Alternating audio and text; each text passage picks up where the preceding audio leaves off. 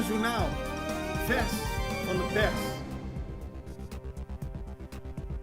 Welkom bij Extra Journaal. Fijn dat u weer kijkt. We hebben het belangrijkste nieuws voor u op een rij gezet. En we beginnen met de hoge golven aan de zuidkust. Want volgens de meteo zijn er hogere golven dan normaal.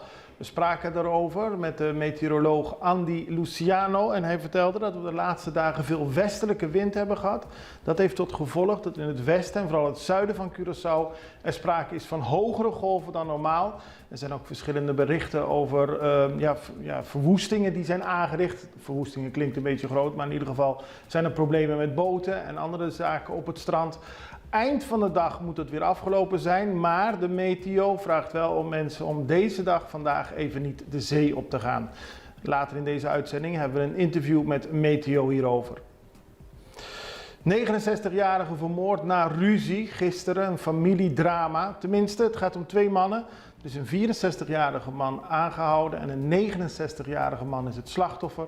Die hebben in de Caia Palomba ruzie gehad. Het gaat om mensen die hun hele leven met elkaar zijn opgegroeid. En uiteindelijk heeft de politie de 64-jarige gearresteerd. Wat er zich precies heeft afgespeeld is nog niet zeker. Maar de politie weet wel dat de 69-jarige Cedric Maduro om het leven is gekomen. Curoil ontkent belastingsschuld. Dat ging naar aanleiding van een Facebook-bericht dat minister van Financiën Javier Silvania had geschreven.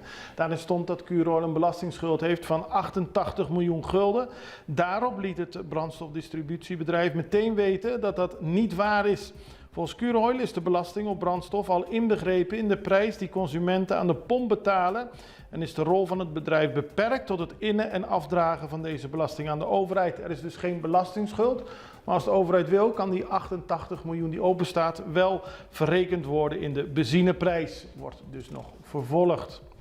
Vader aangehouden voor mishandeling. Ook weer een familiedrama, tenminste een heel treurig verhaal. Van een jongen die gisteren de politie belde. Die zei dat zijn vader achter hem aan zat met een betonblok en hem al eerder had mishandeld daarmee. Hij was bang om vermoord te worden door zijn eigen vader. Politie is opkomen dagen en heeft de man, een 56-jarige man in de wijk Mahuma gearresteerd. Dan is er een discussie over het herroepen van de wet 12,5%. Het gaat allemaal om die korting die is opgelegd tijdens de coronaleningen, waarbij ambtenaren 12,5% minder verdienen. Nou, de vakbonden en de minister van Bestuur, Planning en Dienstverlening, Ornelio Kid Martina, die zijn overeengekomen dat die wet wordt ingetrokken, maar per wanneer? Dat is nu de vraag. De minister zegt dat het per 1 januari 2023 moet gebeuren. De vakbonden willen het nog 2 jaar eerder. Dat heeft natuurlijk ook weer gevolgen voor de extra betalingen die de ambtenaren krijgen. Dus er wordt over gediscussieerd en de minister die gaat nu in de Raad van Ministers praten over het voorstel van de vakbonden. Dan is er een lezing van Klaas Knot op Curaçao. En wie is Klaas Knot? Het is de directeur van de Nederlandse Bank. Hij komt een lezing geven, de aanstaande VBC-lezing, op 15 februari in het Renaissance. En hij zal spreken over duurzaam ondernemerschap. De VBC viert haar 80 jubileum dit jaar. En in het kader daarvan is deze lezing tijdens de VBC-lunch. Kaartjes kunnen gekocht worden op www.ticketscaribbean.com. En die kosten 200 gulden per stuk. Dan is Curaçao in de halve finale. Het is niet makkelijk gegaan in de honkbaltoernooi Serie del Caribe. 3 wedstrijden gewonnen, 3 verloren. Maar toch is Curaçao door naar de finale, omdat er gisteren met 2-0 werd gewonnen van Puerto Rico. De wedstrijden worden allemaal gehouden in Miami. En Curaçao moet nu tegen Venezuela. En dat wordt vanavond om 9 uur gespeeld. De eerste wedstrijd tegen Venezuela is verloren gegaan door Curaçao. De andere halve finale is tussen Panama en de Dominicaanse Republiek. Even een break, zijn we zo bij u terug.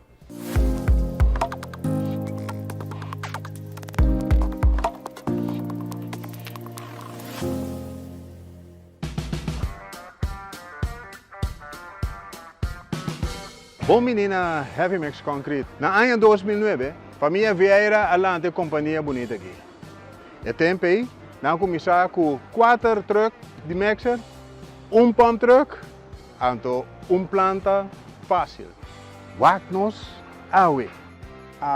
Nós temos 4 trucks de beton, 5 pump trucks planta di beton novo, puta Ready-mix batch plant, com capacidade de no menos 120 cubos por hora.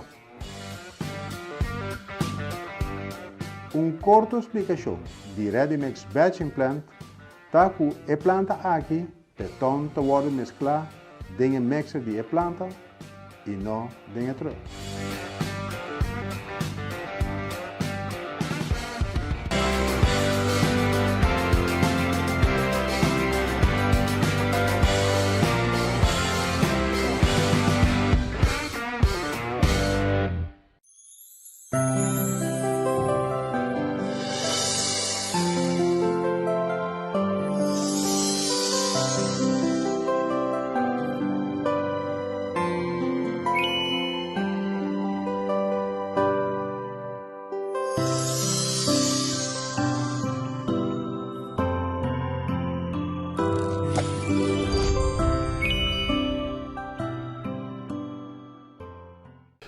De hoge golven aan de zuidkust van het eiland. We hadden het erover met meteoroloog Andy Luciano. We vroegen hem, wat is er nu precies aan de hand? Nou, wat er aan de hand is eigenlijk met het weer op Curaçao is dat we de afgelopen dagen westelijke winden hadden. Dus tussen west en noordwest. En dat heeft eigenlijk enige consequenties voor de zeegang. Zeker aan het westelijk gedeelte en het zuidwestelijk gedeelte van het eiland.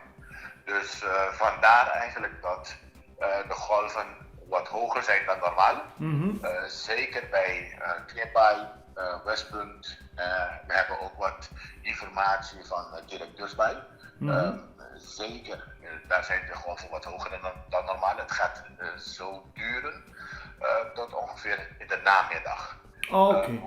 We hadden eigenlijk een storing die net voorbij trok vanuit het westen. En daardoor is eigenlijk ook het zeegang, ook bij Aruba, Bonaire en Curaçao, wat ruwer geworden. En aan het eind van de dag is het dus afgelopen, dus in die zin is het geen reden tot grote voorzorgsmaatregelen? Nee, wij gaan wel een voorwaarschuwing nu uitgeven voor het zeegebied, westen en zuidwesten gedeelte van Curaçao. En die zal geldig zijn tot in de namiddag. Oké, en moeten mensen uitkijken dat ze niet de zee op gaan? Ja, dat zou wel slim zijn. Om in de namiddag of morgen weer naar het zeegebied te gaan.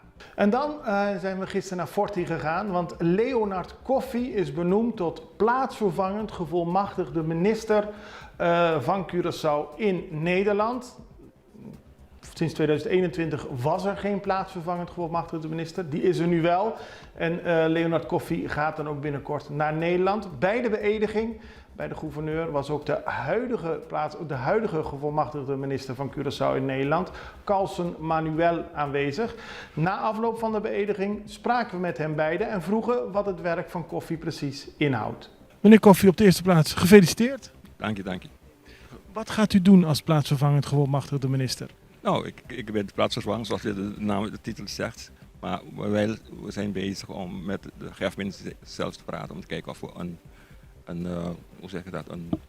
een werkkader te ontwikkelen waar we dingen doen, gezamenlijk doen, maar ook waar we dingen buiten de grenzen doen van het Curaçao-Zuid. Van Curaçao heeft bepaalde taken en dat zijn uitgeschreven en besproken. Maar we kunnen altijd, zoals de minister-president daarna zei, kijken naar hoe de Curaçao zich begeeft, wat is de scholing van de kinderen, waar treffen ze problemen, waar hebben ze hulp nodig. Dus het is een beetje excessief. We hebben de laatste 3 dagen steeds gesproken over hoe gaan we dat aanpakken.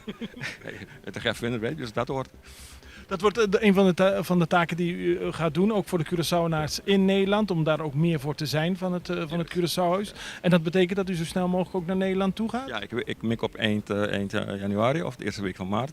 Maar hij is een paar dagen op Curaçao, dus we kunnen altijd... U bent al begonnen met werk? Ja, sowieso. Precies. Dus we zullen een paar gesprekken voeren en kijken hoe we dat in elkaar zetten. Hij heeft het een tijdje lang in zijn eentje gedaan en nu is er een tweede persoon bij. Het is goed om het goed te bespreken en af te spreken wat we gezamenlijk gaan doen. Heel veel succes, dank u wel.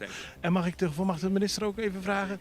Want meneer Coffey heeft het net u ook gefeliciteerd. U heeft nu een plaatsvervanger. Eindelijk. Was dat lastig zo lang zonder plaatsvervanger? Ja, je moet alles in je eentje doen natuurlijk. En dan kan je niet overal zijn tegelijkertijd. Dus nu heb ik iemand die echt zin in heeft.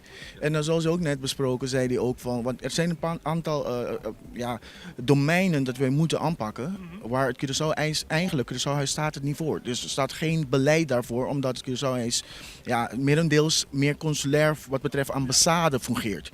En in dat kader moeten wij nu een beleid gaan schrijven van hoe kunnen we beter de Curaçaoërs helpen. Want er zijn heel veel problemen natuurlijk.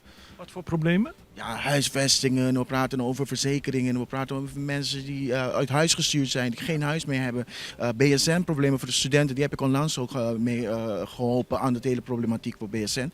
En zo zijn er zoveel terreinen. En hij heeft ook expertise in dat kader. En we gaan gewoon samen de strength zeg maar bundelen om dat gewoon te goed te doen. Jullie allebei heel veel succes. We worden hier ook wel eens op Curaçao gebeld vanuit Nederland van mensen die problemen hebben, Curaçaoërs. Maar in de toekomst zullen die dan ook beter geholpen kunnen worden door het Curaçaohuis? Ik denk dat wij eerst het beleid moeten gaan aanpassen. En dat neemt tijd. Maar voor de rest gaan we nog nu binnen onze mogelijkheden gaan we zorgen dat er meer gedaan wordt, zeg maar. Ik wens jullie allebei heel veel succes. Bedankt hè. Dank je. En daarmee zijn we aan het einde gekomen van deze aflevering van Extra Journaal. We zijn er morgen weer en ik hoop dat u dan weer kijkt. Het allerbeste, tot ziens. Dag.